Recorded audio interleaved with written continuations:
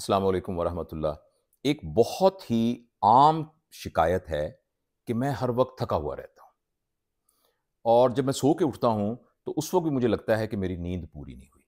तो ये हर वक़्त थके हुए रहना और ये महसूस करना कि चलने की हिम्मत नहीं है, टाँगें साथ नहीं दे रहीं, हाथ उठाएँ तो हाथ नहीं उठाया जा रहा और हर वक़्त एक थकावट-सी महसूस होते रहनी और कोई काम ना कर सकना, ये एक बहुत ही कॉमन सिम्पटम है। और बहुत से मरीज़ हमारे पास आते हैं इस सिम्पटम के साथ। तो आज मैंने ये सोचा कि बहुत अरसे से सियासत पर बात हुई, ये जंग पर बात हुई, तो हमारी टीम ने ये कहा कि आप जो हेल्थ अवेयरनेस के बारे में बहुत अरसे से कोई बात नहीं की गई, तो आज इस मौज़ू पर बात की जाए। तो मैं आपको 7 मुख्तलिफ़ कंडीशंस बता रहा हूँ, जिन कंडीशंस में ये हालत होती है कि आदमी बहुत थका हुआ होता है। और अगर आपको भी ऐसा महसूस होता है, तो मुझे उम्मीद है कि ये वीडियो आपको बहुत फ़ायदा देगी। या आपके घर में कोई ऐसा है जो आपको हर वक़्त थका हुआ महसूस होता है, तो इसका बहुत फ़ायदा होगा। देखिए, इसमें जो सबसे अहम बात है, वो है अनीमिया, यानी जिस्म में खून की कमी। हमारे जिस्म में जो खून है, खून में कमी से मुराद ये है कि उसमें जो सुर्ख़ जसीमें हैं, उनके अंदर एक मादा होता है जिसे हीमोग्लोबिन कहते हैं। उसमें एक हीम होता है जो कि आयरन से बनता है और ग्लोबिन होता है जो प्रोटीन होती है। ये हीमोग्लोबिन बहुत ही अहम किस्म का एक मुरक्कब है। जब हमारा खून हमारे फेफड़ों में जाता है और हवा से ऑक्सीजन आती है, तो इस हीमोग्लोबिन से मिलकर इसको ऑक्सीडाइज़ कर देती है, यानी ऑक्सीजन इसके साथ चिपक जाती है और ये हीमोग्लोबिन फिर दिल के ज़रिए से पूरे जिस्म में जाता है और जब ये एक-एक सेल पर पहुँचता है, तो वो ऑक्सीजन वहाँ से जुदा हो जाती है और कार्बन डाइऑक्साइड आके उससे मिल जाती है। अगर हमारे जिस्म में हीमोग्लोबिन की कमी हो, तो उसकी वजह से फिर सेल तक ऑक्सीजन सही तरीके से नहीं पहुँचती। तो जो हमारे जिस्म के सारे सेल हैं, चाहे वो जिल्द के सेल हैं, चाहे वो जिगर के सेल हैं, चाहे वो गुर्दे के सेल हैं, चाहे अंतड़ियों के सेल हैं, उन तमाम सेल्स का जो काम है, जो उसके अफ़आल हैं, वो पूरी तरीके से नहीं होते और जिसकी वजह से एक थकावट का एहसास होता है। अच्छा, ये जो अनीमिया है, खून की कमी, अगर इसकी वजह से थकावट हो रही है, तो उसकी एक निशानी तो ये होती है कि जो जिस्म का रंग है जिल्द का, वो फीका-फीका होता है। अगर देखने में आपको किसी का रंग फीका-फीका महसूस हो, ख़ास तौर पर अगर आँखों को यूँ नीचे करें, तो जैसे ये सुर्ख़ी नज़र आ रही है, ये सुर्ख़ी नज़र ना आए और हाथों को देखें तो इन क्रीज़ों में आपको फीका-फीका, पीला-पीला और इन पीला तो नहीं, फीका-फीका नज़र आए, पेल नज़र आए, तो इसका मतलब है कि ये अनीमिया है। और इसकी वजह से और इसकी एक बड़ी अलामत ये होती है कि ऐसे लोगों को थोड़ा-सा मुशक्कत का काम करने पर भी साँस फूलना शुरू हो जाता है। तो अगर इस अच्छा और दूसरी बात ये है कि ऐसे लोगों के अंदर बाज़ औक़ात जिस्म से खून के ज़ाया होने की अलामात भी होती हैं।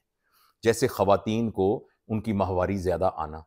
या किसी के पख़ाने के अंदर खून का निकलना, बाज़ औक़ात खून के इस तरीके से ज़ाया होने की निशानियाँ भी मौजूद होती हैं। लिहाज़ा अगर इस वजह से हो रहा है, तो सिर्फ़ एक सिंपल सा टेस्ट है, जिसको हम हीमोग्लोबिन टेस्ट कहते हैं और उससे हमें पता लग जाता है। एक नॉर्मल आदमी का जो हीमोग्लोबिन है, वो 11 से 15 तक होता है मिलीग्राम परसेंट। तो अगर फ़र्ज़ करें इससे कम है, 10 से कम है, 6-7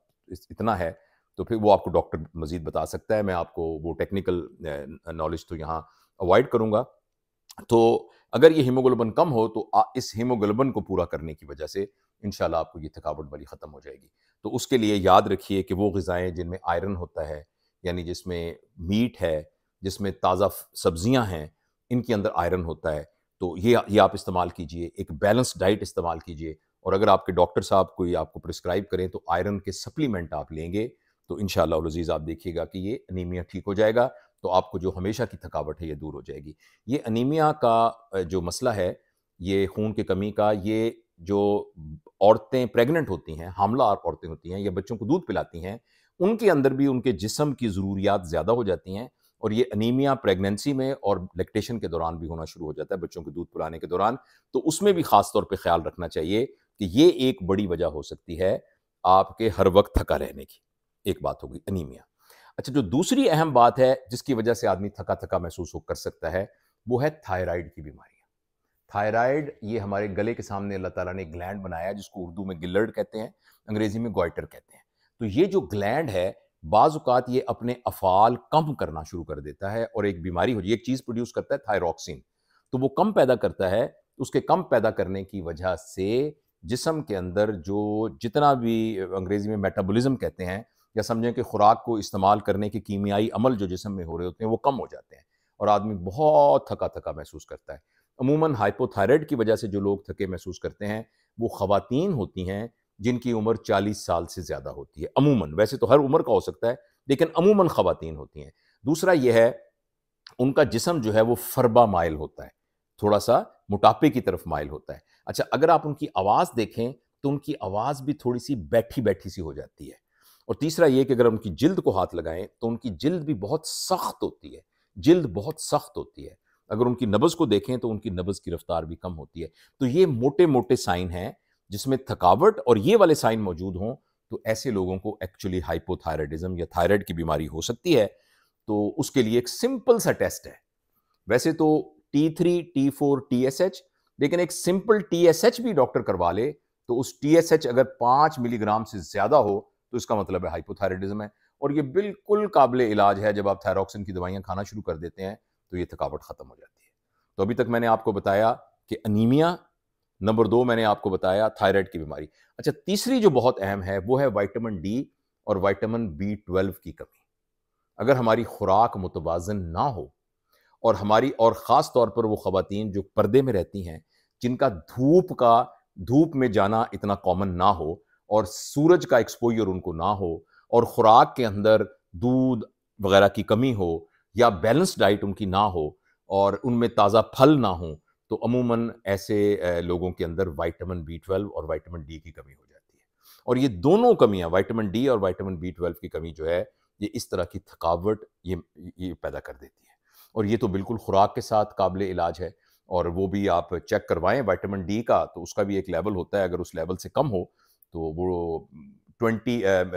میرے خیال 30 شاید اس کی لمٹ ہے، تو اگر اس سے کم ہو سکتا ہے اس میں کچھ ہر لیبارٹری کی ڈیفرنٹ ویلیوز ہوتی ہیں، تو اگر وہ کم ہوگا تو آپ کو وائٹامن ڈی کی سپلیمنٹ کی ضرورت ہے۔ تو بہت قسم کے سپلیمنٹ آپ کو مل جاتے ہیں جو بعض اوقات مہینے میں ایک دفعہ آپ نے لینا ہوتا ہے، اور وائٹامن B12 کی گولیاں بھی سستی سی مل جاتی ہیں، تو وہ سپلیمنٹ آپ لے سکتے ہیں۔ لیکن اگر اپنی خوراک کو ہی بیلنس کر دیں گے تو آپ کو ان سپلیمنٹس وغیرہ کی وہ ضرورت نہیں ہوگی۔ اچھا، اس کے علاوہ جو اگلی یہ 3 وجوہات ہو گئیں، ایک انیمیا، دوسرا ہو گیا وائٹامن ڈی اور وائٹامن B12 کی ڈیفیشنسی، تیسرا میں نے آپ کو بتایا تھائروٹاکسی یعنی ہائپوتھائرائڈزم۔ جو چوتھا ہے نا، وہ بہت کامن ہے آج کل، خاص طور پر اس جدید دور میں، ٹیکنالوجی کے دور میں، اور وہ ہے اگر آپ کی نیند پوری نہ ہو۔ اور عموماً جو ہے ہماری نیند جس وجہ سے پوری نہیں ہوتی اس کو ہم سلیپ ہائیجین کی کمی کہتے ہیں،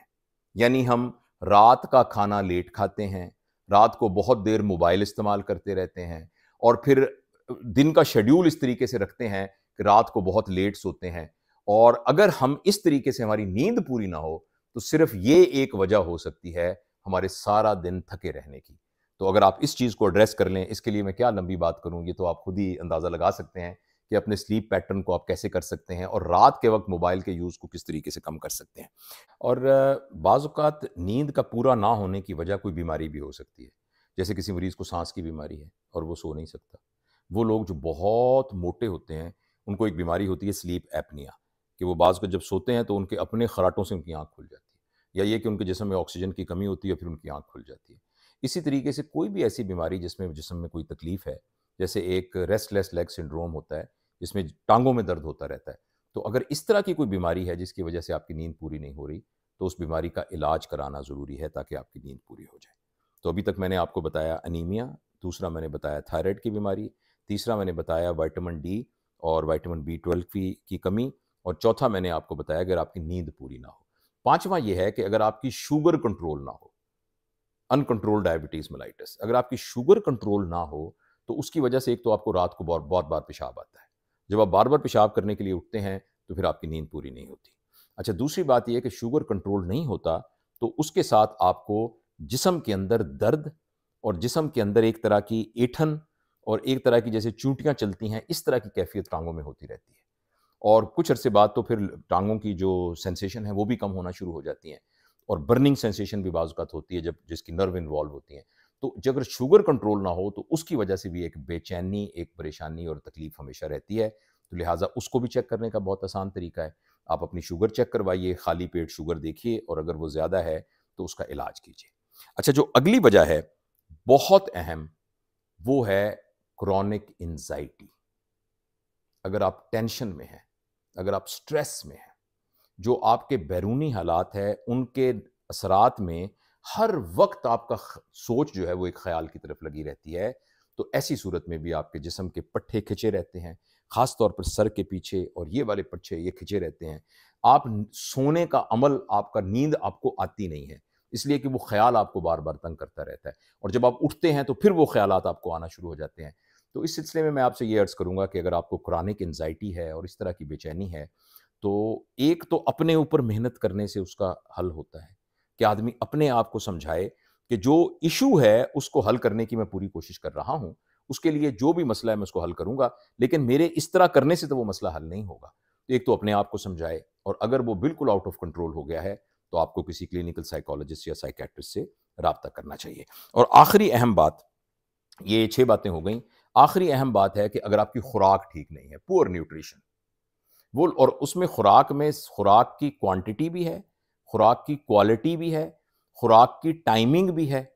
یہ سب چیزیں شامل ہیں کہ آپ صحیح وقت پر کھانا کھاتے ہیں کہ نہیں کھاتے۔ جو کھانا آپ کھاتے ہیں اگر آپ اس میں بہت زیادہ شوگر لیتے ہیں، بہت زیادہ جسے ہم کہتے ہیں ریفائنڈ شوگر یا سٹارچی نشاستہ دار غذائیں لیتے ہیں، بہت زیادہ آپ کی غذا میں یہ چیزیں بہت زیادہ ہیں، تلی ہوئی چیزیں بہت زیادہ ہیں، بھنی ہوئی چیزیں بہت زیادہ ہیں، تو یہ تمام چیزیں ہمارے نظام کو بہت خراب کرتی ہیں۔